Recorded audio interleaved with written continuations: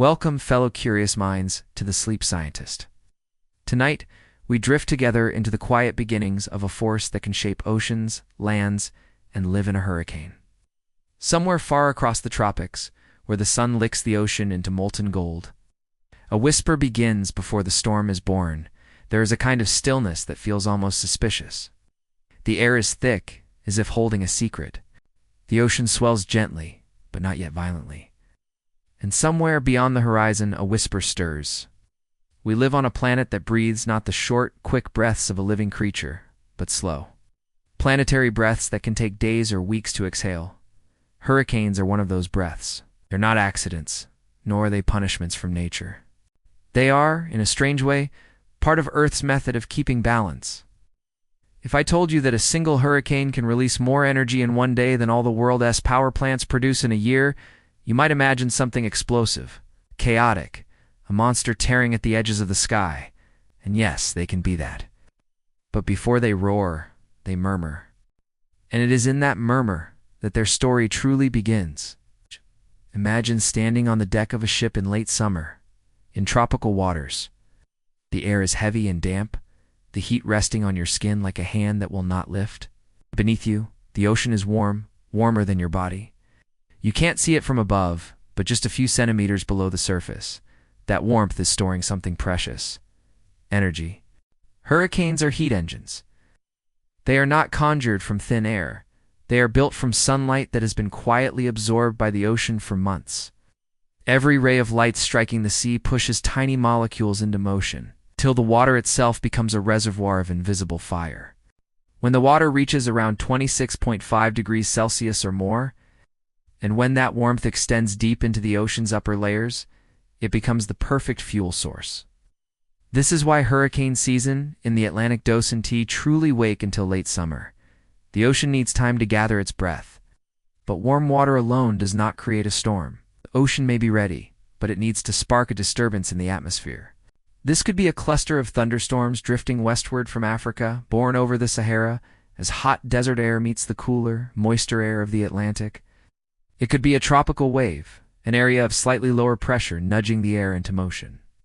It could even be the trailing remains of another weather system, reawakening in the tropics like embers catching a new flame. The science of this moment is subtle. Warm ocean water begins to evaporate, sending moist air upward. As the air rises, it cools, and the water vapor condenses into clouds, releasing heat that warms the surrounding air, making it rise faster. This is the feedback loop, the first step of the storm's heartbeat. If you could see the forces shaping the newborn storm, they would look like invisible sculptors at work. The Earth itself is spinning, and that spin bends moving air, the Coriolis effect. Near the equator, this bending is weak. That is why hurricanes cannot form too close to it. But a little farther away, the spin becomes enough to twist the air into a gentle spiral. The spiral will not yet be visible from space. It's only a suggestion, a possibility. Winds in the upper atmosphere must also play along. They shear too strongly, blowing in different directions at different heights. They will tear the storm's young structure apart before it can grow. But if they are gentle, almost cradling the system, it will strengthen. The whisper will deepen into a voice.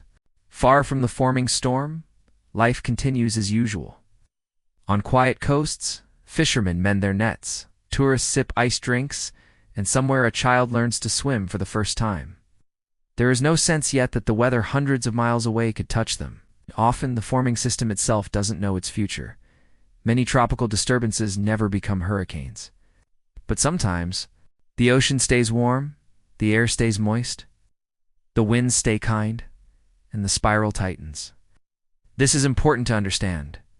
In its early life, a hurricane is not angry. It is simply a physics machine. It has no mind, no intent, no morality. It moves heat from where there is too much, the tropics, to where there is less. In this way, it is as natural as a river or a glacier. And yet, for humans who live in its path, that transfer of heat can look like violence. We name storms, we track them, we speak of them as if they were living beings, because it is easier to prepare for something with a face. But at this stage, the storm is faceless. It is a swirl of clouds and wind, growing, testing its strength. If you were an astronaut aboard the International Space Station, Looking down at the newborn storm from 400 kilometers above Earth, you might not even notice it at first. It would appear as a loose bouquet of clouds drifting in the blue vastness. But if you watched over hours, you'd see the slow curve form. The white arcs of clouds would begin to turn around a hidden center. The motion would be hypnotic. It would look almost lazy. But you would know, as scientists do, that the storm is gathering its breath, and that soon, the world beneath it will hear that breath as wind. The forming hurricane is one of the most powerful demonstrations of how alive Earth's atmosphere truly is. The same physics that spin galaxies into spirals and form whirlpools in your bathtub are at work here, but scaled up to a size that can cover entire countries. To see it clearly is to realize this is not just weather. This is the planet moving energy, the way your body moves blood. The heartbeat of the ocean was visible in the sky. Imagine standing on the shore perhaps days before landfall. The sky is still mostly blue. The waves are still mostly gentle. There is something in the air, a tension you can't name. It is the first whisper of a storm. You may not yet hear the roar, but the ocean, the air, and the spinning earth already know. The breath has been drawn in. Soon it will be released. The warm heart of the ocean is the storm's true cradle. It is the place where sunlight, something you cannot hold, is transformed into heat you can feel, and that heat becomes the invisible currency a hurricane will spend. When you stand on the shore and feel the sun's warmth on your face, it's easy to think that warmth is fleeting, vanishing the moment the light fades. But the ocean is a hoarder of heat. Every day, for months, it has been taking in sunlight and storing it below the surface, in layers that move like slow, massive rivers. In the tropics, the ocean's surface can feel like bathwater. Here, temperatures often linger above 26.5 degrees Celsius, the threshold at which tropical cyclones can begin to form. But that number alone is not enough. It is not just about the surface, but about depth. A hurricane is greedy. It will churn the ocean as it moves, pulling cooler water upward and mixing it with the surface. If the warmth only sits in the top few centimeters, the storm will run out of fuel quickly. But if that heat penetrates down tens of meters, sometimes more than 50 or 100, the storm can drink deeply without exhausting the supply. This is called the ocean heat content, and it's one of the key differences between a passing storm and a monster. It's like the difference between a candle and a furnace. The candle can warm for a moment. The furnace can heat for a season. The ocean doesn't warm evenly. Sunlight penetrates water differently depending on the angle of the sun, the clarity of the water, and even the color of the surface. In the tropics, the sun is nearly overhead, and its light enters the ocean like a spear, driving deep into the upper layers. Water is a remarkable medium. It can absorb and hold heat far better than air, about 4,000 times better by volume. This means the ocean can act like a massive battery, storing summer's energy long into the autumn months, even after the air above it begins to cool. If you could see the heat stored in the sea, it might look like glowing layers, brighter near the surface, but still warm in the depths. It is here, in these glowing, invisible bands, that hurricanes find their strength. Heat alone does not make wind. For the storm to live, the ocean must give that heat back to the air. This is where evaporation steps in. Each water molecule at the surface vibrates with thermal energy. When it vibrates enough, it escapes into the air, carrying that heat with it. We call it latent heat, hidden energy that will be released later, when the vapor condenses into clouds and rain. This is why warm, humid air feels so heavy. It is laden with potential energy, a quiet army of molecules waiting to be unleashed. In a hurricane, the scale of evaporation is staggering. The storm pulls water upward at rates of trillions of liters per day, each molecule carrying away a tiny fragment of the ocean's warmth. Together, they create the storm's power, wind, rain, and the towering walls of cloud that can be seen from space. Salt, too, has its quiet say in this story. The ocean's salinity affects how water evaporates, how it mixes, and how it stores heat. Fresher water, often near river mouths or after heavy rains, can form a thin lens on the surface, changing the way the ocean gives up its heat. In some cases, this lens can protect warm water from mixing with cooler layers below, keeping the fuel for a hurricane closer to the surface. This is part of the reason why certain coastal regions, where warm water pools behind natural barriers, can be especially dangerous when a storm approaches. The warm heart of the ocean is not still, beats in the form of currents. Some are slow and steady, like the Gulf Stream, carrying tropical warmth far into the North Atlantic. Others are circular gyres, trapping warm water in vast loops. When these currents pass under a storm, they can act like conveyor belts of energy, recharging it even as it spins. This is why two storms of similar size can behave so differently. One passes over shallow, cooler waters and weakens. Another crosses deep, warm currents and becomes a legend. One of the strangest qualities of the ocean is its memory. A particularly warm summer can leave behind heat in the depths that lasts well into the next season, influencing not just hurricanes but entire climate patterns. And just as humans can inherit traits from the past, storms inherit the conditions set by months of weather and ocean movement. A hurricane born in a year of exceptional warmth may grow stronger, last longer, or form in unusual places. It's tempting to think of a hurricane as something separate from the ocean, as if the storm is an invader arriving from the sky. But in truth, the hurricane is part of the ocean, a temporary extension of its energy into the air.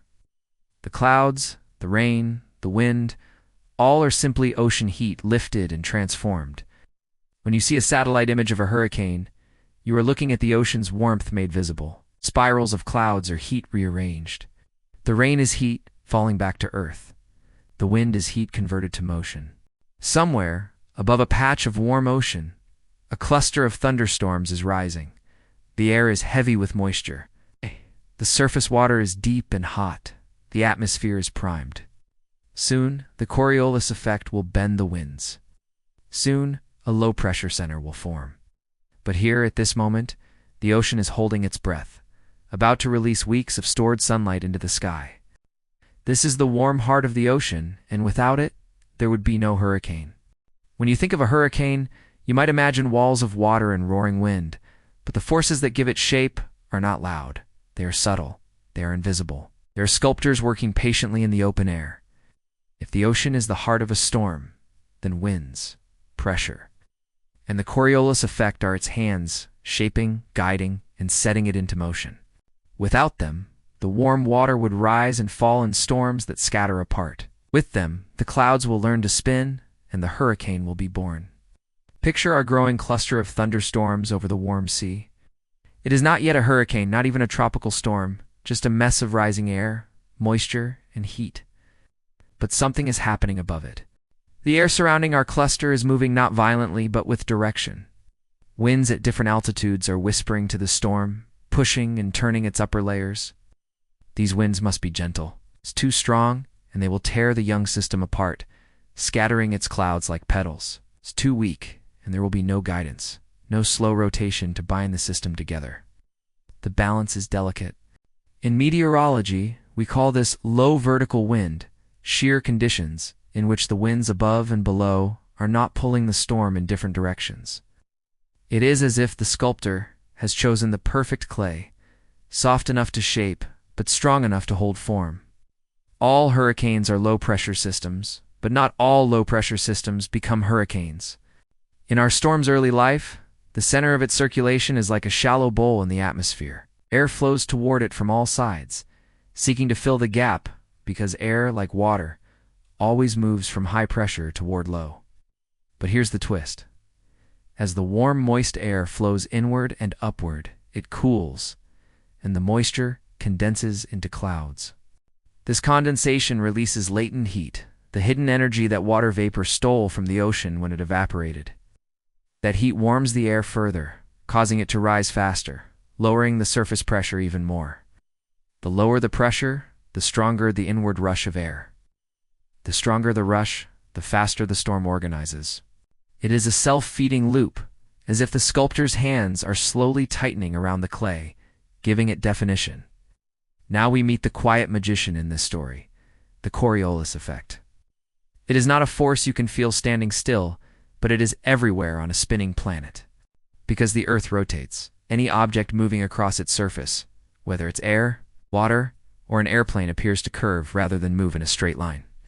In the northern hemisphere, this apparent deflection is to the right. In the southern hemisphere, to the left. And for a hurricane, this is everything. As air flows toward the low-pressure center, it is deflected, causing the entire system to begin rotating. This is why tropical cyclones spin counterclockwise in the north and clockwise in the south. It is the signature of a storm born on a rotating world. But the Coriolis effect has one important limitation. It is weakest near the equator. Within about 5 degrees of latitude, it is too weak to spin a storm into shape. This is why hurricanes cannot form directly over the equator. The Sculptor's hands have no grip there. Winds, pressure, and Coriolis must work in harmony. If the pressure is too weak, the air will not spiral inward fast enough to build a storm. If the winds aloft are too chaotic, they will shear the system apart. If the Coriolis twist is absent, the storm cannot organize into the tight, beautiful spiral that satellites love to capture. When all three work together, the clouds begin to arrange themselves into curved bands. These bands feed moisture and heat toward the storm's center, tightening the spiral. The sculptors are at work, but their creation is still fragile. From the perspective of a weather satellite, our storm now looks different. What was once a chaotic cluster of thunderstorms is beginning to show form-curved arms wrapping around a denser center. The swirl is still loose, like a potter's wheel spinning slowly, but the pattern is unmistakable. It is a tropical depression, the first formal stage on the road to becoming a hurricane. In time, if the ocean stays warm and the winds remain kind, the depression will deepen into a tropical storm. It will earn a name, and it will remember the invisible sculptors that gave it form. The beauty of this stage is its quietness. On the ground, far from land, the waves are rising, but the winds are not yet catastrophic. There is no roar, no walls of rain. Yet above, the atmosphere is aligning itself in a pattern that will, in days, become unstoppable. This is the calmest part of a hurricane's life, the moment when invisible hands are guiding it into being. It is not yet destructive. It is simply becoming. There comes a moment in a hurricane's life when it stops being a scattered collection of storms and becomes a singular being. From above, it is no longer messy. It is precise. It is symmetrical. Seen from a satellite, the storm's arms curve outward in perfect spirals, reaching hundreds of kilometers across. The center is clear, a dark pupil staring up from the heart of the clouds, and around that center rises a wall, vast, unbroken, and alive with motion. It is the hurricane's cathedral. A place where physics, air, and water have built a structure so perfect it could be mistaken for the architecture of the divine. Step into the middle of this structure, and you will find something almost impossible. Peace. The eye of a hurricane is often 20 to 40 kilometers wide. Here, the winds drop, sometimes to nothing. The sun may shine, birds may circle. It is as if the storm has pulled its own chaos away from this one sacred space. Not yet. The calm is an illusion. Around you, the eye wall, the thick ring of towering clouds spins with winds that can exceed 250 kilometers per hour. The air pressure here, at the very center, is at its lowest. It is the core of the storm's hunger, the place where everything around is drawn inward and upward. If the eye is the cathedral's sanctuary, the eye wall is its outer wall, fierce, unbroken, and unimaginably powerful. Here, the warm, moist air rises in the fastest, most intense updrafts of the entire storm. Cloud towers stretch upward, sometimes piercing into the lower stratosphere. Within them, raindrops are hurled upward and downward in violent cycles, growing larger before gravity finally wins. The winds in the eye wall are the hurricane's strongest. This is where roofs are torn from houses, trees are stripped bare, and waves are whipped into walls of water. For those on the ground, crossing the eye wall is like passing through the jaws of a living giant. Spiraling outward from the center are the rain band's long, curving corridors of storms. These bands are not continuous walls of rain, but alternating stretches of downpour and relative calm. They feed the hurricane, pulling in warm, moist air from the ocean's surface and guiding it toward the center. Each band can produce its own hazards: sudden floods, tornadoes, and bursts of fierce wind. And yet, viewed from above, they appear as graceful arcs, each perfectly curved toward the eye, like the ribs of some vast seashell. Deep inside, the hurricane lies its most important secret. It is a warm core system. Most low-pressure systems at higher latitudes are cold at their center, driven by contrasts between warm and cold air. But a hurricane's center is warmer than its surroundings, heated by the constant release of latent heat from condensation. This warmth is what keeps the air rising, what keeps the pressure low, and what allows the storm to remain organized even as it travels for days across the ocean. The warm core is the hurricane's true heartbeat. It is tempting to think of a hurricane as chaotic, but in truth, its structure is among the most organized in nature. The spiral pattern from the smallest whirls in the cloud tops to the vast arcs of the rain bands follows the same mathematical principles that shape galaxies, seashells, and even the arrangement of seeds in a sunflower.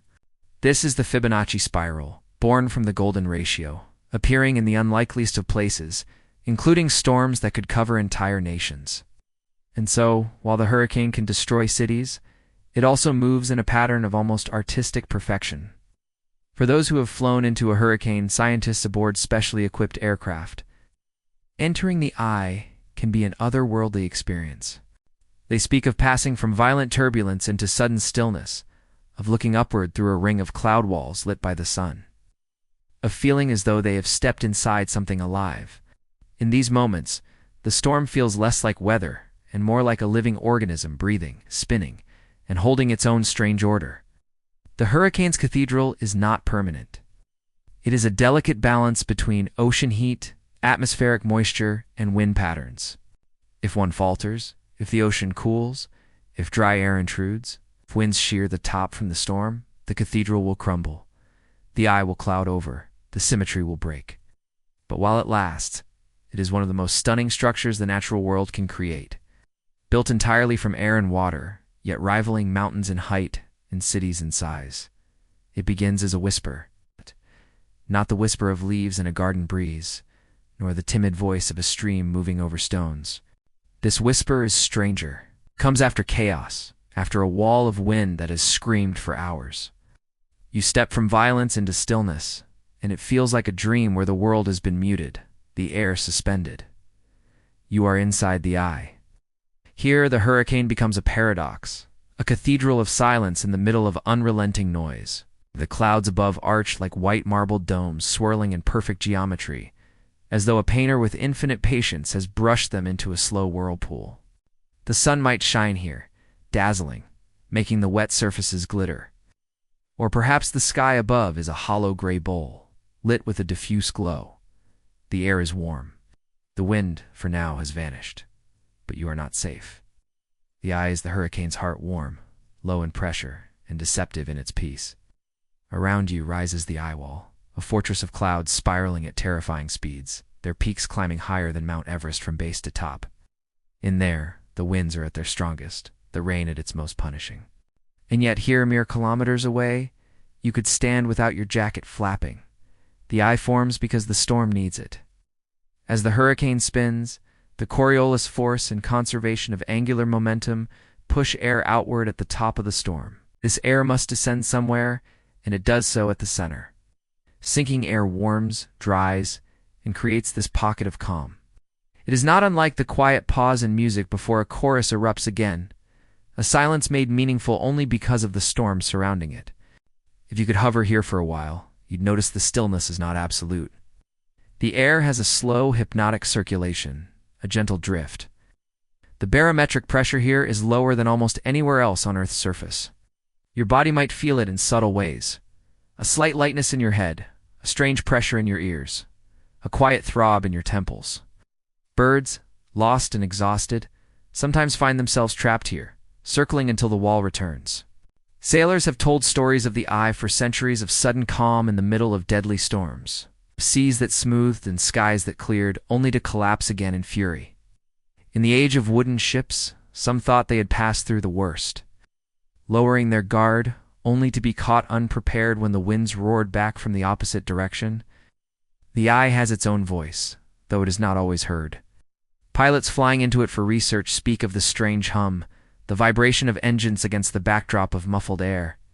On the ground you might hear nothing at all except the distant growl of the eye wall's thunder. This is the hurricane's breath between verses, its heartbeat between contractions. And then the song ends. Starts with a whisper again, but this time it is the whisper of winds returning. They build faster than your mind can adjust, the opposite direction now, tearing from where the calm once came. The sky darkens as the clouds of the eye wall overtake you, and the cathedral collapses into roaring chaos. The calm is gone, but its memory lingers, an unsettling reminder that even the most violent forces can carry a center of peace, and that peace itself can be fleeting, almost illusory. In the storm's spiral logic, the eye is not a refuge. It is a moment. And moments pass. The storm has been whispering across the open ocean for days. It began as a pulse of warm air, a restless swirl of wind, and a shiver of heat rising from water. It gathered itself, spiraling wider and higher, feeding on the heartbeat of the sea. Ow. But now, the horizon has changed. The spiral cathedral that danced in solitude over the water is leaning toward land. And land, unlike the forgiving ocean, will not move beneath it. This is the moment of convergence. This is landfall. Somewhere along a stretch of vulnerable coastline, the first raindrop hits the sand. At its core, a hurricane is not evil. It has no will, no desire to destroy. It is simply a heat engine, a colossal, rotating machine born from the imbalance between ocean and atmosphere. And yet, as it approaches the shore, it becomes something more than science. It becomes personal. Out at sea, its winds were fierce, but abstract, just numbers and a forecast. On land, those numbers become the trembling of windows, the bending of trees, the sharp inhale of a mother holding her child in a darkened room. Physics meets flesh. Meteorology meets memory. The landfall moment is defined with surprising precision in meteorology. It is the exact point where the center of the storm's eye crosses the coastline. But in truth, landfall begins long before that.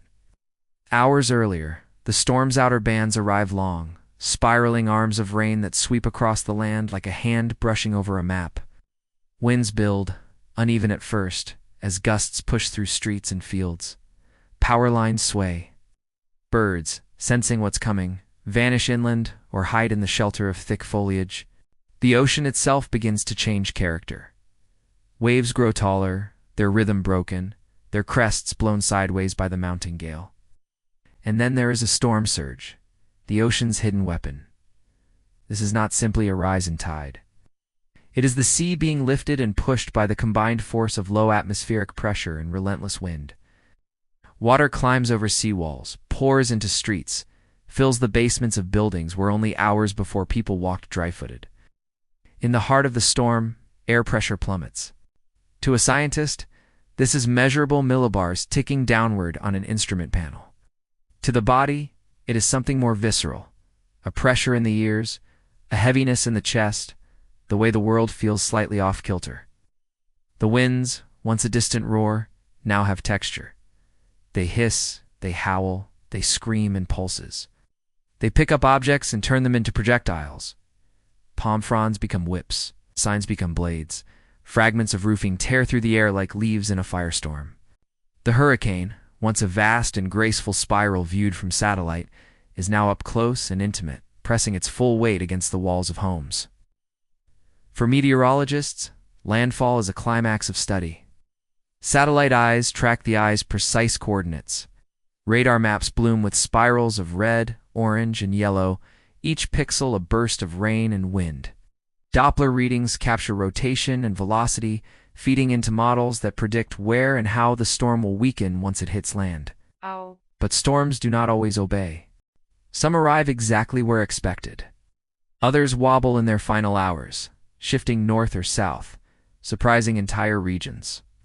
This unpredictability is why evacuation orders cover such wide areas, because a hurricane's mind, if it had one, would be a restless thing. The human stories at landfall are as varied as the coastline itself. In one home, a family waits in darkness, their power already gone. The radio, the old kind, with batteries crackles with updates. Children ask when it will be over. The parents say soon, but they do not know. In another place, emergency crews stage just outside the worst hit zone, waiting for winds to drop below dangerous levels so they can move in. Their trucks are loaded with boats, stretchers, fuel, and medical kits. They know the hours after landfall will be chaos. Rescues from flooded homes, injuries from debris, fires from downed lines, and the slow accounting of what the storm has taken. The moment the eye crosses the shore is both strange and deceptive. For those directly beneath it, there may be a sudden calm, a silence so profound it feels supernatural. The sky above may even clear, revealing blue or a sudden brightness of sun. People sometimes step outside during this pause, thinking the storm is over. But the other half of the hurricane still waits, ready to reverse the winds and strike from the opposite direction. Meteorologists call it the second wall, often more destructive than the first, because it hurls debris already loosened or shattered. And then, just as suddenly as it began, the storm starts to weaken. The hurricane's great engine, its source of life, was the warm ocean water beneath it. Over land, that fuel disappears. Friction with trees, hills, and buildings slows the wind. Moisture is lost. The once perfect spiral begins to unravel. Yet weakening does not mean harmless. Even as a tropical storm, the system can unleash flooding rains far inland, sometimes hundreds of miles from the coast. Rivers swell and spill over banks. Landslides scar hillsides.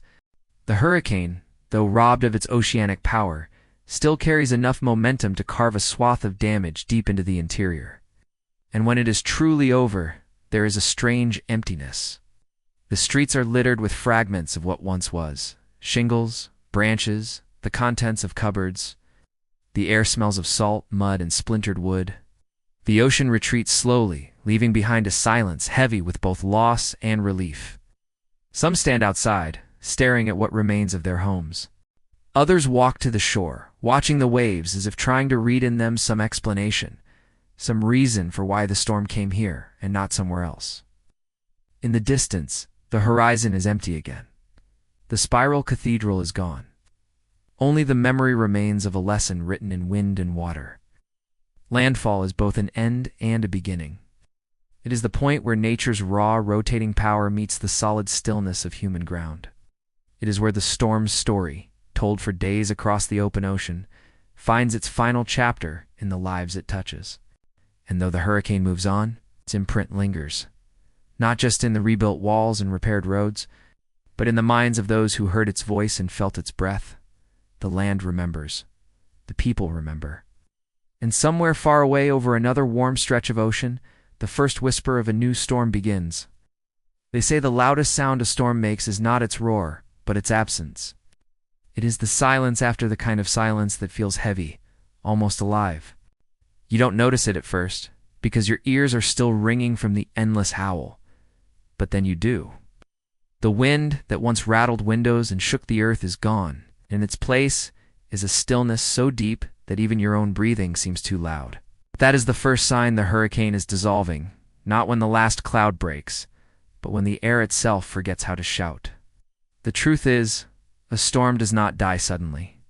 It exhales itself into the world, slowly unraveling like a spool of thread. A hurricane's life is written in 3 acts: birth, fury, and fading.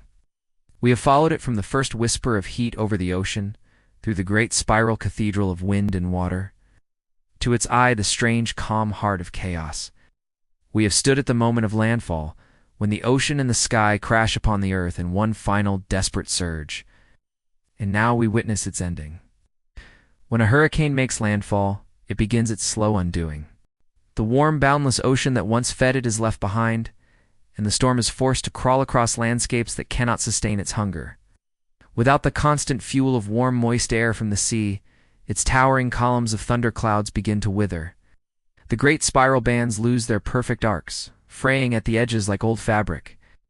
This is not an immediate collapse. It is a slow starvation.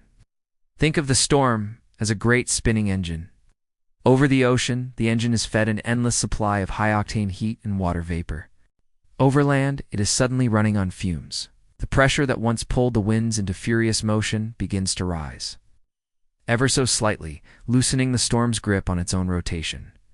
Meteorologists can watch this happen in real time. From space, satellite imagery shows the once perfect eye becoming clouded, the spirals blurring into shapeless masses. Radar paints a softer picture. The intense reds and oranges of heavy rainfall, fading into gentler yellows and greens. On the ground, the relentless gusts become erratic, their rhythm broken. And yet, even as the storm weakens, its reach can remain dangerous.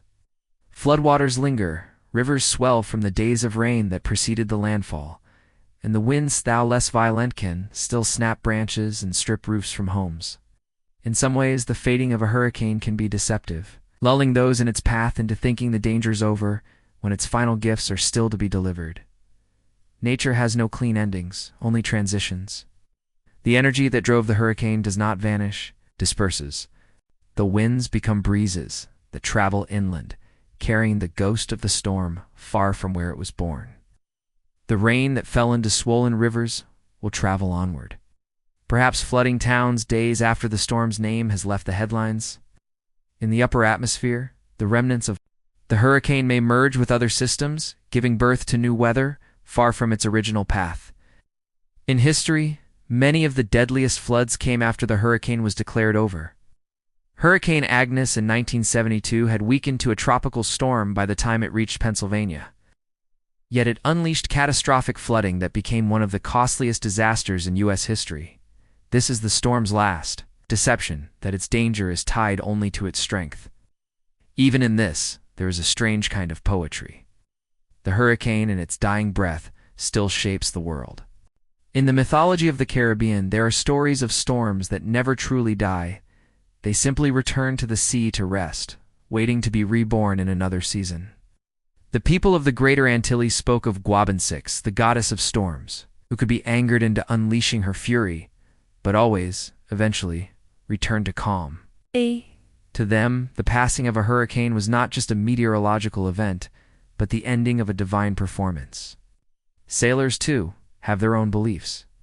Old mariners will tell you that the sea after a storm has a different color, as if the churning of the deep has awakened minerals and creatures from far below. Fishermen in the Gulf of Mexico claim that the days following a hurricane bring strange catches, species not usually seen in their nets. Carried there by the underwater currents the storm left behind, these are the invisible ripples of a hurricane's dissolve, the changes you cannot see in the satellite images, but which linger in the ecosystems it has touched. Coral reefs are sometimes damaged by the battering waves, but they can also be refreshed as the storm stirs nutrient-rich waters into the shallows. Mangrove forests, though shredded by the wind, spread their seeds far and wide in the debris-laden tides. Even destruction has its own quiet contributions.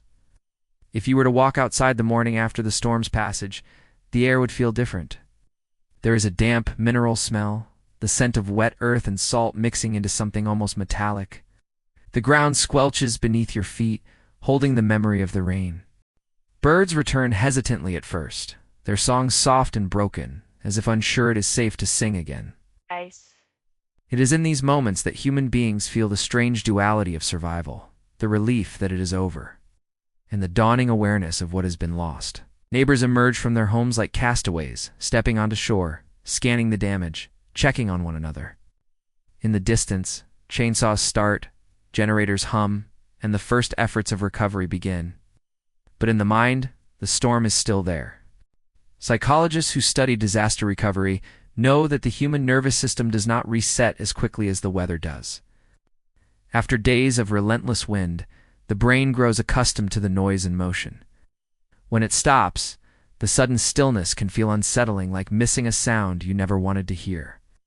Some people find they keep listening for the wind in the days afterward, a kind of phantom storm echoing in their thoughts.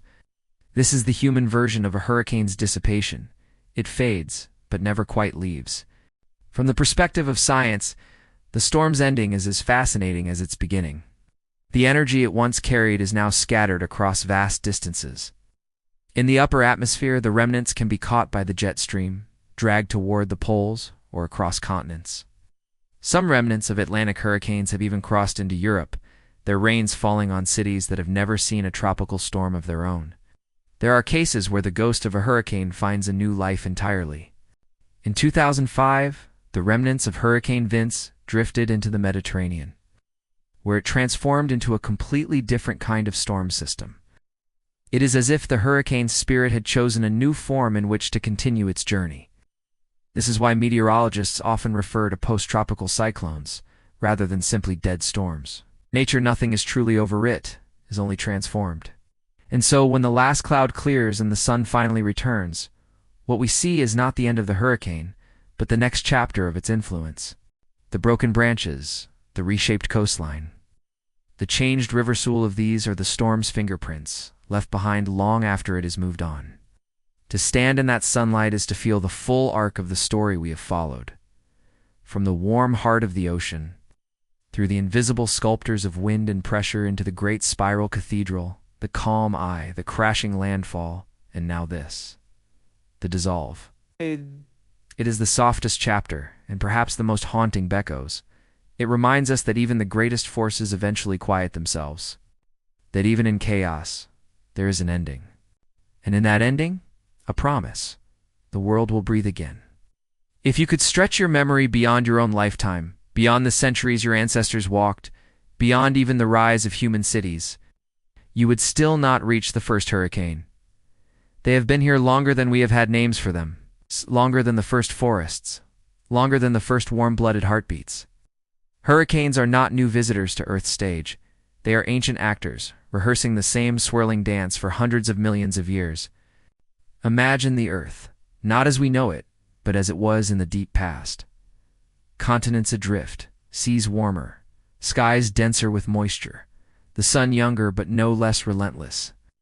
In those ancient oceans, storms were born with no eyes to watch them, no ships to record them, no satellites to measure their breath. Yet they came, again and again, churning across primeval waters, sculpting coastlines long before any human hand could draw a map. Science has learned to listen to their echoes not in the air, but in the sediments, in coral rings, in the scars carved into ancient shorelines. Each hurricane leaves a fingerprint, layers of sand washed far inland, fragments of shells where they should never be, subtle changes in the chemistry of coral skeletons. Paleotempestology, the study of prehistoric storms, is a science built from these whispers. In a way, it is the archaeology of the wind. Go back 5,000 years to the coasts of what is now the Gulf of Mexico. People there could not predict a hurricane. But they knew the signs. The way the sea darkened, the birds fleeing inland, the sudden oppressive stillness. When the great tempests came, they left more than broken huts. They left geological signatures still visible in today's soil layers. By drilling deep into marshes and lake beds, scientists can see the sandy markers of hurricanes older than the pyramids of Giza. And yet, even those storms were modern compared to the tempests of deep geological time. In the Eocene epoch, around 50 million years ago, Earth was hotter palm trees grew in what is now Alaska. The oceans teemed with life, and hurricanes then were likely more frequent, more intense, fueled by that warmth. We have no direct records, only the clues in the sediments. But they speak of a restless climate and a sky always ready to spin. Then there is human history, the first written accounts. Chinese chronicles describe typhoons as early as 200 BC. Arab traders in the Indian Ocean spoke of furious winds called tufan, a word carried into Portuguese as tufo and into English as typhoon. In the Caribbean, the people had their own name, a god of storms. Feared and revered, the origin of the very word we use today. For them, hurricanes were not just weather. They were spirits, judgments, cosmic forces to be appeased. In medieval Europe, mariners told tales of tempests that rose from a clear horizon, as if summoned by unseen hands. During the Age of Exploration, hurricanes became both feared and recorded scribbled into ship logs in desperate handwriting, describing masts snapping, seas swallowing fleets whole. The 1780 Great Hurricane in the Caribbean remains the deadliest Atlantic storm in recorded history, claiming over 20,000 lives, reshaping entire islands. But history is more than tragedy. Hurricanes have shaped human migration, deciding where settlements could stand and where they would be abandoned. They have carved harbors deeper, shifted sandbars into new islands, and even influenced wars, scattering fleets, forcing retreats, ending campaigns not by sword but by wind and wave. Look even further back, to prehistory, and hurricanes played their part in shaping ecosystems. By uprooting forests, they created new spaces for plants to grow. By stirring the seas, they brought nutrients from the deep, to feed blooms of life near the surface. In their violence, they have always been gardeners as well as destroyers. And so, when we speak of modern hurricanes, we are really speaking of just a brief chapter in their story. The storms of our satellites, our radar, our tracking maps, they are a heartbeat and a much longer pulse. To the Earth, a hurricane is not an event, but a pattern, a cycle as old as the tides. One day our own history will be the ancient record. Some future scientist, or perhaps something stranger than a scientist, will look back at our time and see the storms we endured, the ones that flooded our cities, reshaped our coasts, and tested our resilience. They will read the story in the sediments, in the coral, in the quiet archives of the earth, just as we read the past today. And they will know what we must remember now. Hurricanes are not intruders. They are woven into the long fabric of the planet's memory. We are simply living in their age, as countless others have before us. Imagine standing on a quiet shoreline 100 years from now. The sea is still. The air is warm, too warm for this time of year. Somewhere far beyond the horizon, a ripple of wind begins to spiral, and in that moment, you feel the weight of everything we've ever done to this planet pressing invisibly into the air around you. The future of storms will not arrive like a single wave. It will creep a slow shifting of invisible balances. Heat, pressure, humidity, wind. Each breath the ocean takes will be warmer than the last, each exhale feeding the sky with more energy than it can hold. We already know the formula. Warmer oceans act as fuel tanks, supercharging hurricanes into faster, larger, wetter beasts. Melting ice caps do not only raise seas, they alter the very shape of wind patterns, changing where storms are born and where they die. Human cities by the shore, glittering at night, offer heat islands that can twist local weather into unexpected chaos. Climate scientists speak of a new kind of cyclone that moves slower, lingering for days, wringing every drop of rain from the sky over the same patch of earth. In the future, the danger may not be the wind alone, but the water rising, unrelenting, swallowing coastlines like breath-filling lungs. But it is not all prophecies of disaster. We are learning slowly but surely. New satellites now watch storms from birth to dissipation, tracking every heartbeat of cloud and wave. Artificial intelligence is beginning to see patterns in chaos, forecasting paths with uncanny accuracy, sometimes days earlier than we ever thought possible. Coastal defenses are being redesigned, inspired not by walls but by nature itself, mangrove forests, coral reefs, wetlands, and ancient guardians who have been holding back the sea for millions of years. And perhaps the greatest defense will be humility. To live with storms, not in defiance of them. To understand that the hurricane is not the enemy, but a voice in the earth's chorus warning us when the balance tips too far.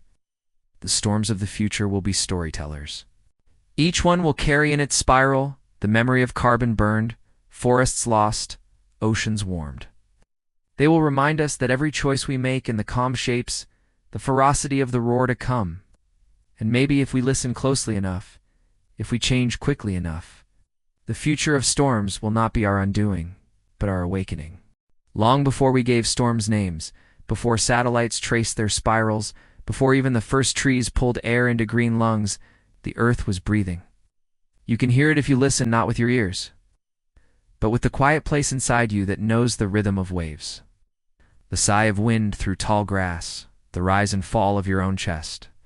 Every gust of wind, every rush of ocean air, is part of the same ancient inhale and exhale, a breath that began billions of years ago when sunlight first touched water. The hurricanes we fear today, the gentle breezes that cool our summers, the monsoons that carry life to parched soil, are all variations of that same eternal rhythm. Science tells us the atmosphere is not a still shell around the earth. It is a restless ocean of gases in constant motion.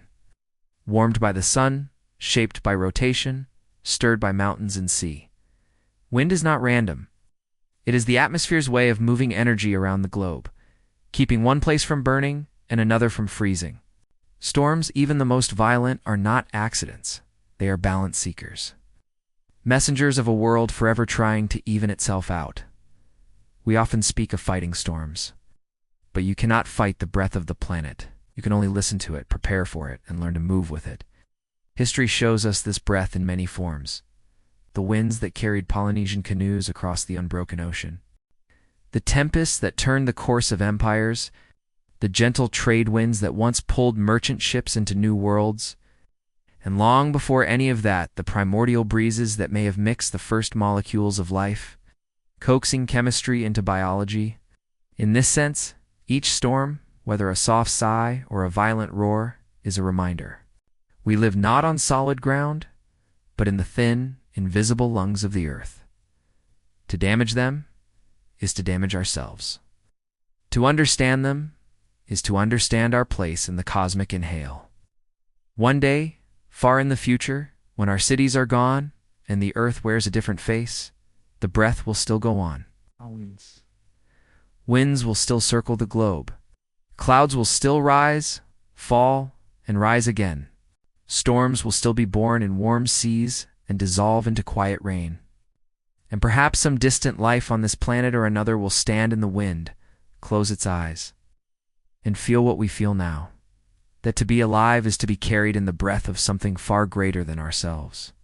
The eternal breath is not only the air we take in. It is the shared pulse of every ocean, every forest, every living thing, and as long as it moves, so will we.